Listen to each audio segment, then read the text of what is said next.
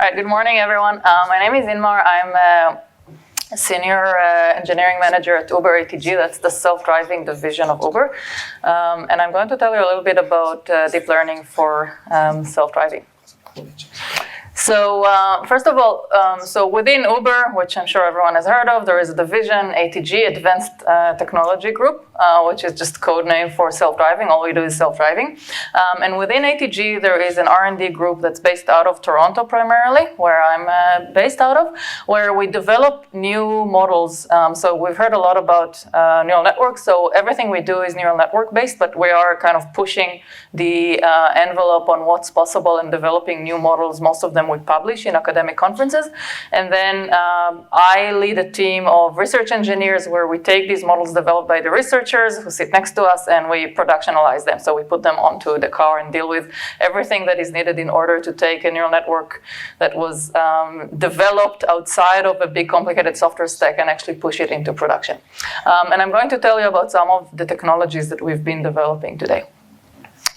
So we are based out of this building in Toronto. The group started about 2.5 years ago. It was started by Professor Raquel, who is a faculty member at the University of Toronto, who's been working at the intersection of machine learning, computer vision, and self-driving for many years. Uber recruited her to start a team. At first it was 7 people. Now there is over 70 people in the office, so we've grown very fast. About myself, so as I said, I like working at the intersection of advanced research and production systems. I did my PhD in machine learning at the University of Toronto, graduated a while ago, and I really like things that you can touch, tangible things, tangible products. So I've worked on anything from FPGAs and accelerating hardware to the Kinect system, robotic systems, and now I'm working on this big robot, which happens to be a car. And so I lead a team, as I mentioned, and we help take these things into production, which is a lot of fun. A quick word about machine learning, because I think there's a lot of hype around it, and so I try to give a bit of a warning about what can and cannot be done. So machine learning is not some magical tool where you push in data and outcome, magical observations and insights. You kind of have to be very specific and very to define exactly what it is that you're trying to get out of the system. If you know any software engineering, it's just a function, okay? You need to say, this is exactly the form of input that I'm putting into the system. This is precisely the form of output that I'm expecting the system to give. And not only do I need to be that specific, I also need to give the system a lot of examples of the right matching between an input and an output. And if I can phrase my problem in that way, then I can probably use machine learning and specifically what's called supervised learning to solve it. Okay, let's move on to self-driving. So self-driving is, in my opinion, at least, and I hope for other people as well, is very exciting. So once upon a time, we used to train horses to take us from, maybe the bar where we had two drinks, home. And now we can train cars to take us home, or to take our horses home. But it's also important. So about 1.3 million people die every year from accidents, and most of it is human errors. And in a world with good self-driving technology, which we're working towards, we expect there will be a lot less of that. And the reason is because a robot is never going to get tired. It's never going to drink and drive. It's never going to text and drive. It's never going to shout at the kids in the backseat that are making a mess. And so we have reasons to expect that this technology will actually make driving safer. It's also important for reasons like helping people who, the elderly or children or people who are disabled to have more mobility. It's also an environmental issue. So most people don't know that, but the average car spends about 95% of the time parked. Okay, so we buy these expensive things and then we put them in public spaces to just rest for the whole day. And imagine a world where a combination of self-driving, ride-sharing, electric cars. So when we put all of this together, we can also reimagine our cities and public spaces as places that have a lot less congestion and a lot more meant for humans rather than parked cars. It's also really complicated. As a technical problem, it's hard. All right, let's try and get a sense of it. So in purple, we have the self-driving vehicle. The black boxes are other cars. The dots are pedestrians. The car needs to reason about so many things. It needs to understand its environment. It needs to understand the other actors. So dynamic actors is, the name we give in general to cars, pedestrians, motorcycles, cyclists, people on segways, anything that's moving in the scene that's not static. It needs to understand the road, where the lanes are, where can it turn from each lane, the rules of the road, what is possible, what isn't, what's legal, what isn't, and in all of that, in all of this complex environment that's constantly changing, it needs to make the right decision every millisecond. So how do we go about it? Well, first we need to understand the environment. So this is Uber's current vehicle that we're using for all of our deployments and testing. It has a whole bunch of sensors, and the sensors are basically the eyes and ears and so on of the car. This is how we start understanding the world around us. So currently, one of the most important pieces of technology is the LiDAR. Not everyone uses LiDAR, Teslas don't, but there is an interesting argument about whether or not it's used. It's necessary. We think, at least for the time being, it is. So the LiDAR is this thing that's mounted at the top of the car. It's basically a system that rotates 10 times a second, sending laser beams, receiving them once they deflect off of things, and by that we can measure how far things are, okay? In addition, we also have a camera array with cameras turned to different sides of the environment where we get your normal RGB type information.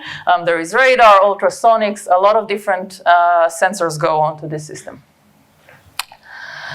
And I talked about what is machine learning. Can I describe it in a very specific input-output way? So yes, the answer is yes. The inputs are sensor information, and here I'm showing you two of the sensors. So this is the front camera. This is a rendition of the LiDAR information as is displayed if I were to look at the image from the top down. So this is called the bird's eye view or top-down view.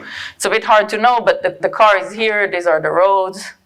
And it's kind of like, sometimes I feel like one of these doctors, because like the medical doctors, once you stare enough at things like that, you start seeing a lot of things, but I guess the first time around, this looks like nonsense. But anyway, there are cars here, buildings, and so on. So these are the sensors. So we want to go from sensor information, this will be my input, to driving commands, which is very simple. It's steering, okay, and acceleration, deceleration. That is really the problem of driving. So I phrased it as a simple input-output relationship.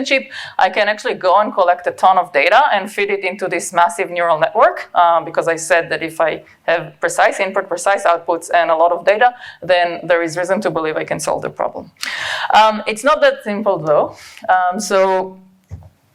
And I'll talk about why we can't just feed it into a neural network, a big neural network, in a minute. Let's talk about how people traditionally have thought about solving this self-driving problem, because they've started thinking about it way before we were talking about learning things end to end. So I said we want to go from sensors to controls. And the traditional engineering stack says, let's divide it into smaller problems that we can think about individually and solve each one of them, and then have this pipeline system. So the first problem is that of what's called perception, which is understanding the environment. Prediction, which is understanding where things are going to be in the next time horizon. Motion planning, which is given that I understand where things are and where they're going to be, how do I plan my own motion, me being the self-driving car? And from that, I can send commands to the controls. Most self-driving systems rely heavily on the idea of high-definition maps. So we don't just go out there and try to figure everything about the world. We come with a lot of prior knowledge, and this prior knowledge is exactly where things are in terms of a map. This is not your Google map. This is a map that has information about each and every lane in the road. It has information about stop signs and lights and so on. And then we have some sort of a robotic framework, a software framework that we need to run this whole thing on. The previous speaker talked a lot about GPUs. We definitely need a lot of GPUs. So we also have a big compute rack on the car, which makes it even more interesting from a hardware perspective, because you need to keep all of these things cool enough, right? Because GPUs make a lot of heat. But we're not going to talk about hardware today. So let's talk a little bit more in detail about this pipeline. So our sensor gives us sensor information. Here, again, I'm showing the car from a top-down view. It's going this way. The maps that I've talked about give us the information about each one of the lanes.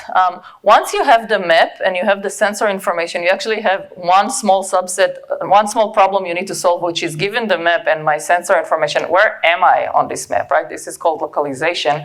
And we need to localize at a very high accuracy. So a GPS will give you a few meters worth of resolution. We need to localized to 5 to 10 centimeters, okay, on the map. And the reason being that if you're 20 centimeters off on the map, you're actually potentially in the other lane, and that's not going to help you, right? So localization needs to be solved in order to be able to make use of these maps, and we're not going to talk about how we do that, but that's another technological challenge. And now the first thing we usually do, talked about computer vision, is detection. So we're trying to detect all of the different active actors in the scene. So we talked about pedestrians and cars and so on. I know that you might not believe there is a car here, but there is, and the algorithm actually picks it up.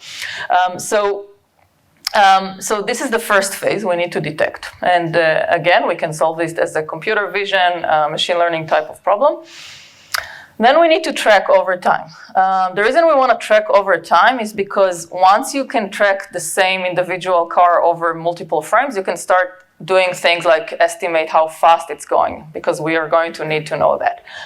So I'm just using different colors to denote that we understand that even though I'm detecting it in 2 different frames, it's actually the same car.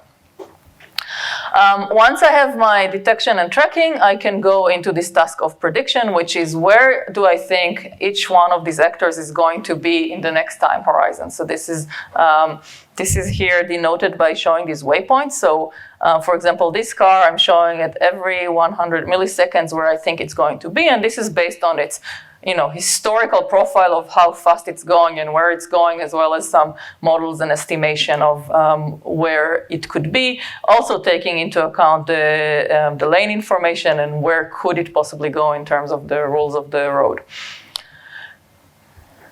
So this is the self-driving car. Once I know where everyone is and where I think they're going to be, then I can say, okay, in the next time horizon, where should I be such that I'm getting where I want to go, I'm not violating any rules of the road, and of course I'm not intersecting, I'm not hitting any other actor on the road. And then I can send this information to the control system.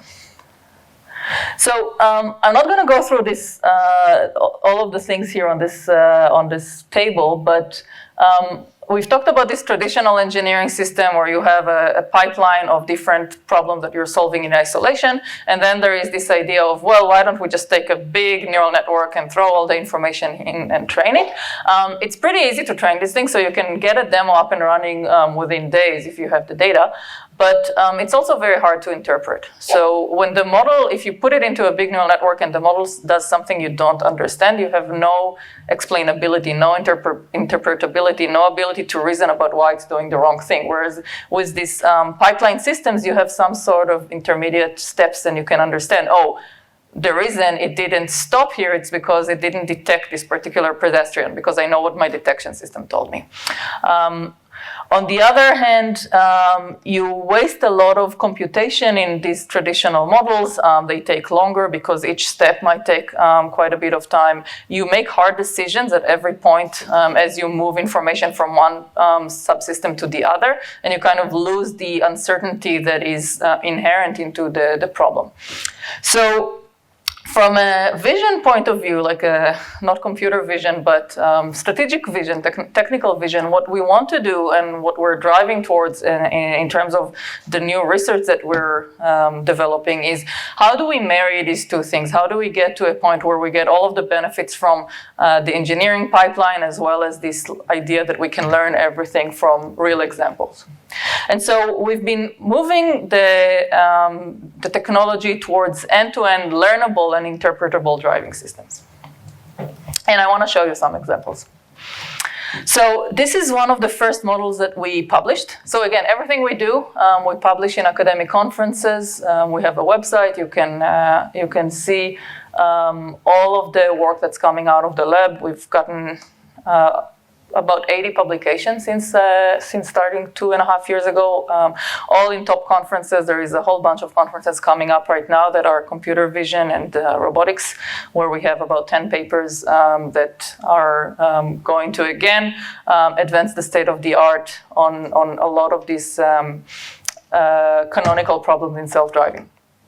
This one is from 2 years ago from CVPR, the Top Computer Vision Conference, where we showed for the first time a system that does both perception and prediction at the same time, so that the first two parts of the pipeline, in a way that is interpretable. So a system that would only do predictions will just tell you where the car is going to be in the future, but we're also showing all of the information about the detections, their velocities, and so on. So let's look at the video.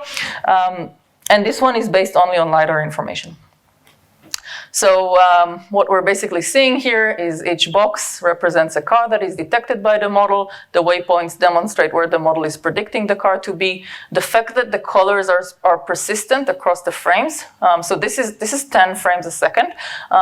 So the consistency of the color indicates that we're also tracking it well in time. And the number above each car is some measure of uncertainty that the algorithm can produce about how